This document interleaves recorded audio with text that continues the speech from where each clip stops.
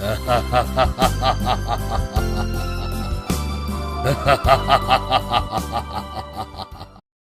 जंगल में सॉफ्टी नाम की हिरनी अपने बेटी नोनू के साथ रहती थी। सॉफ्टी नोनू को बहुत प्यार करती थी। एक दिन सॉफ्टी जंगल में घास खा रही होती है, तभी वहाँ चुड़ैल आ जाती है।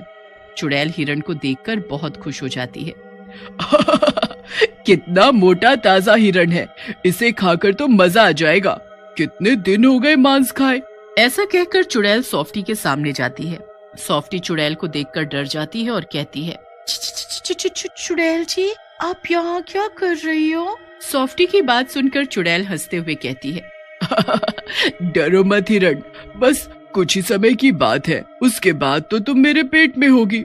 बस एक झटका लगेगा, तुम्हें बिल्कुल भी दर्द नहीं होगा। चुड़ैल की बात सुनकर सॉफ्टी डर के मारे रोने लगती है और बोलती है, चुड़ैल जी, मुझे मत मारो, और मेरा पहले से भी एक बच्चा है, मुझे जाने दो, नहीं तो उसकी रक्षा कौन करेगा?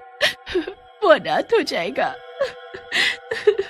सॉफ्टी को रोते देख चुड़ैल को उस पर दया आ जाती है और चुड़ैल सॉफ्टी से बोलती है, अब तू रो मत, तुझे रोता देख मुझे भी रोना आ रहा है। चल जा, तेरी जान बख्श दी, जा अपना और अपने बेटे का ख्याल रख। ऐसा कहकर चुड़ैल वहाँ से गायब हो जाती है और सॉफ्टी भी वहाँ से अपने घर की ओर चली जाती है। रास्ते में उसे एक भेड़िया मिलता है। भेड़िया भी इतनी मोटी ताजी हिरण को देखकर लालच में आ जाता है। अरे भाई वाह वाह वाह वाह, मुंह में पानी आ गया। क्या मोटा माल है, इसको तो मैं कम से कम 1 महीना खा सकता हूँ। भेड़िया शिकार के लालच में सॉफ्टी की तरफ बढ़ता है, लेकिन तभी वहाँ नोनू भी आ जाता है। नोनू सॉफ्टी से कहता है, अरे माँ, तुम कहाँ गई थी? मैं कितना घबरा गया था। देखो, मैंने सुबह से कुछ नहीं खाया, भूख लगी है। नोनू की बात सुनकर सॉफ्टी नोनू से कहती है, बेटा, तू मेरे पीछे पीछे क्यों आ गया? पता है ना जंगल में कितने भयंकर जानवर हैं जो हमें कभी भी मार सकते हैं। तुम्हें ऐसे मेरे पीछे पीछे नहीं आना चाहिए। नोनू और सॉफ्टी बात कर रहे होते हैं कि तभी वहाँ भेड़िया आ जाता है और बोलता है, आया तो मैं तुझे मारने था हिरन, लेकिन तुम माँ बेटे का प्यार देखकर मेरी आंखें भर आईं। मेरी माँ भी मेरा इसी तरह से ख्याल रखा करती थी। अब मैं तुम दोनों को नहीं मार सकता।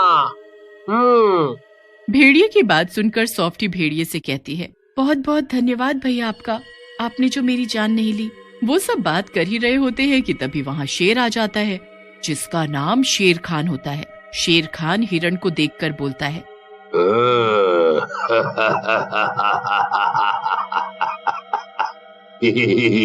हिरण हिरण, वो भी दो।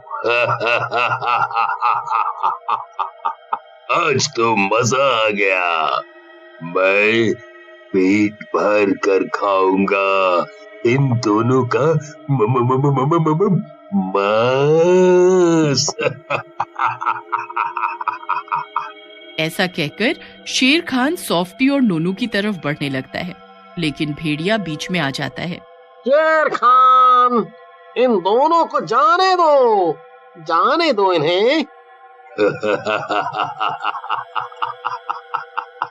जाने दूं? वो भी तेरे जैसे भेड़िए के कहने पर।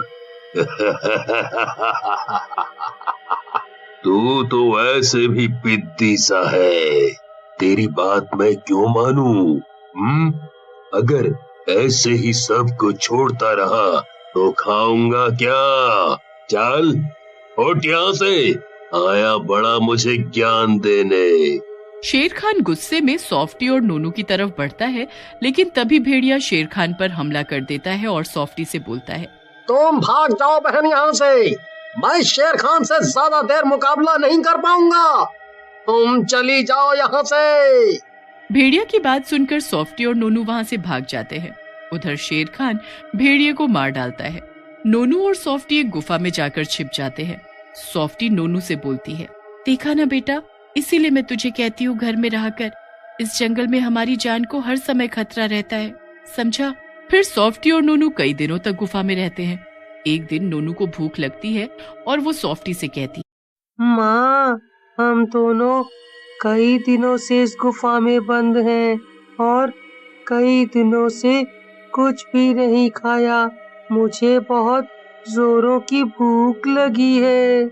नोनू की बात सुनकर सॉफ्टी परेशान हो जाती है और नोनू से बोलती है, तू चिंता मत कर मेरे लाल, मैं कुछ करती हूँ, बस तू मेरे आने तक इस गुफा से बाहर मत निकलना। ऐसा कहकर सॉफ्टी खाने की तलाश में जंगल में निकल जाती है। जंगल में शेर खान भी उसको कई दिनों से ढूंढ रहा होता है। तभी उसे सॉफ्टी दिखती है। सॉफ्टी को देखकर शेर खान बोलता है, आखिर पेट की भूख इसे बाहर ले ही आई। आज नहीं छोड़ूंगा इसे मैं।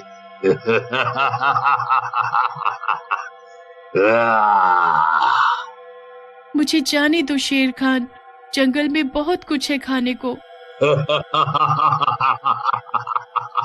इस जंगल में जो कुछ है वो मेरा है। मैं राजा हूँ यहाँ का, समझी? चल अब मरने को तैयार हो जा। लेकिन सॉफ्टी वहाँ से भागने लगती है। शेर खान भी उसका पीछा करने लगता है और बोलता है, भागते हुए शिकार को पकड़ने का अपना अलग ही मजा है। देखता हूँ कहाँ तक भागती है। शेर खान सॉफ्टी के पास आकर उसके पिछले पैरों पर हमला करता है। सॉफ्टी के पैरों से खून बहने लगता है, लेकिन सॉफ्टी रुकती नहीं है और किसी तरह अपनी जान बचाकर वहां से भागने में कामयाब हो जाती है। आज फिर बच गई, लेकिन कब तक भागेगी ये हिरन? अब तो मैं इसे मार कर ही कुछ खाऊंगा। उधर सॉफ्टी घायल अवस्था में गुफा के भीतर पहुंचती है। वहां नोनू उसका इंतजार कर रहा होता है। अपनी माँ को ऐसी हालत में देखकर वो रोते हुए सॉफ्टी से बोलता है, माँ, आपकी ऐसी हालत किसने की? आपके पिछले पैरों से तो खून निकल रहा है। आप कहीं मत जाओ, मुझे भूख नहीं लगी। आपकी ये हालत मेरी वजह से हुई है। नोनू की बात सुनकर सॉफ्टी बोलती है, तू भी कितना भोला है रे। अरे ये तो कुछ भी नहीं है, तू मेरी चिंता मत कर, मुझे कुछ नहीं हुआ है, ये तो झाड़ियों में खरोच लग गई थी। उसके बाद नोनू और सॉफ्टी सो जाते हैं। रात में सॉफ्टी की नींद खुलती है। नोनू उसके पास नहीं होता। ये देखकर सॉफ्टी घबरा जाती है और नोनू को ढूंढने लगती है। तभी उसे शेर खान के दहाड़ने की आवाज आती है। ये तो शेर खान की आवाज है, कहीं नोनू किसी मुसीबत में तो नहीं फंस गया। सॉफ्टी आवाज की दिशा में जाती है। वहाँ शेर खान नोनू की तरफ बढ़ रहा होता है। नोनू को मुसीबत में देख सॉफ्टी वहाँ चली जाती है और शेर खान से बोलती है, शेर खान, मेरे नोनू को जाने दे यहाँ से, ये बच्चा है, छोड़ दे इसे। तुझे मारना है तो मुझे मार डाल।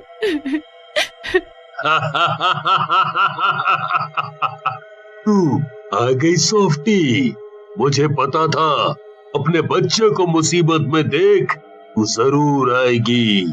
ऐसा कहकर शेर खान सॉफ्टी और नोनू की तरफ बढ़ने लगता है। सॉफ्टी आंखें बंद करके भगवान का नाम लेने लग जाती है। हे भगवान, मुझे और मेरे बेटे को बचा लो भगवान।